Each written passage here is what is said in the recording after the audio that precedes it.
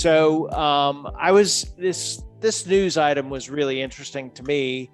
Not that Nike is opening a research lab in Beaverton. I mean, that's their headquarters. That's what they're doing. But the building is not just a little building. This is a 750,000 square foot research lab named after LeBron James. And oh my gosh, it's got the world's largest motion capture installation with 400 cameras, body mapping equipment, a full-size basketball court, 200-meter endurance track, artificial turf to help Nike capture Nike athletes in motion. And there's even advanced climate chambers that can mimic a variety of conditions. This almost sounds like Epcot when you're going through the test track ride, and it snows on you and you get wet and you speed up and you slow down.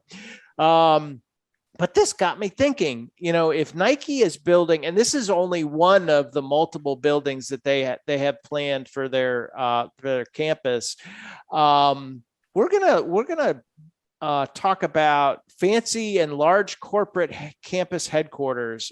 Buy, sell, or hold this idea. So basically buy if you believe that companies are going to continue to build corporate headquarter campus. Sell us if you believe the opposite. Rachel, since it's your day, first day, I'm going to throw you in the deep end again.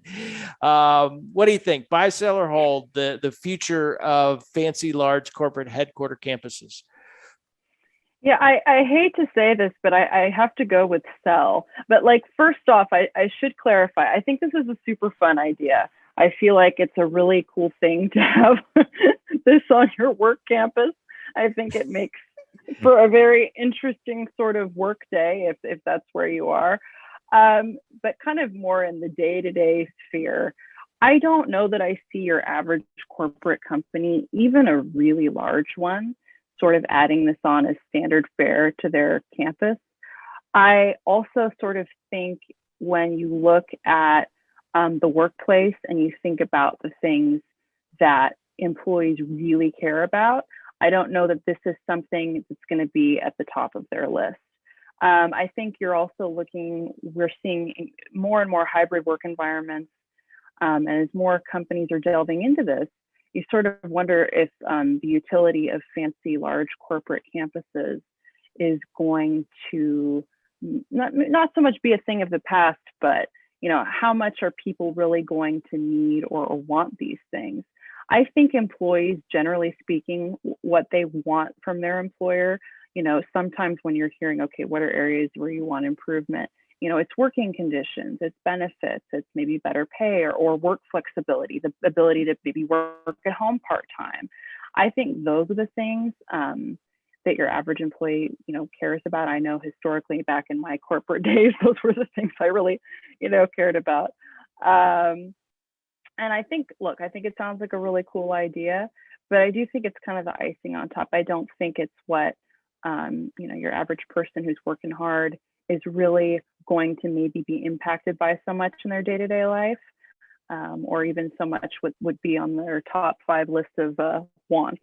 But that's just my take. Yeah, I gotta agree with Rachel again here.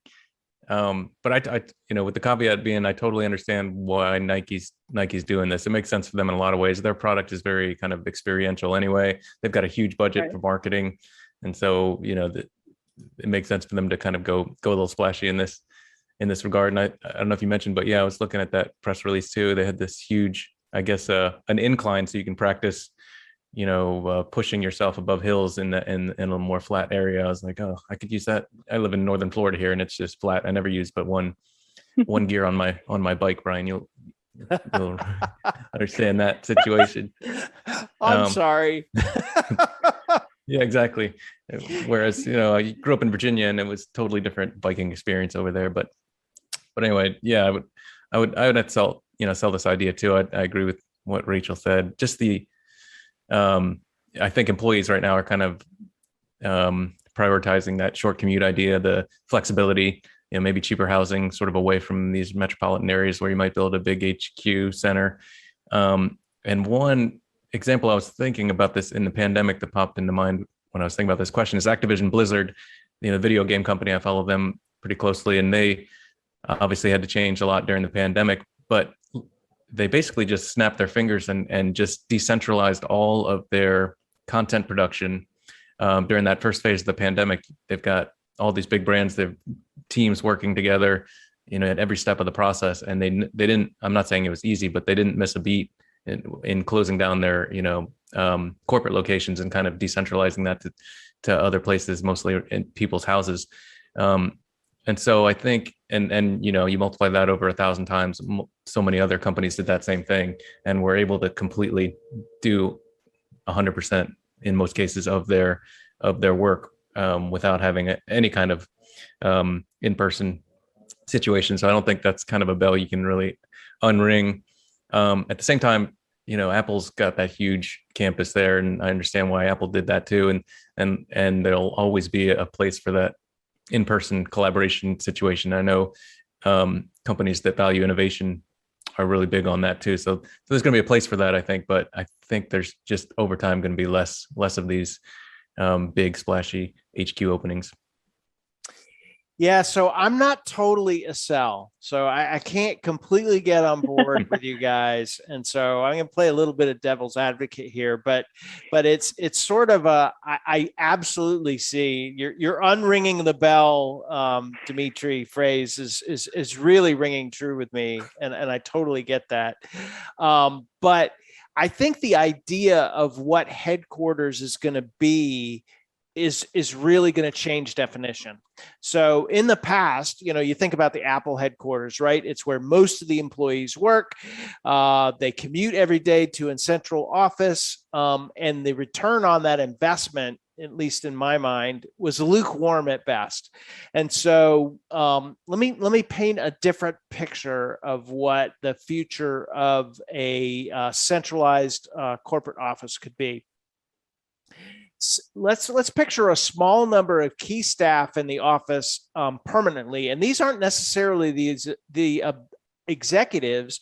These are people like customer support or meeting facilitators or schedulers to make use of the facility. So think of the headquarters as a gathering place for all of these in-person things to happen, whether it's meeting with customers, meeting with suppliers, annual or quarterly or even monthly get-togethers, management training.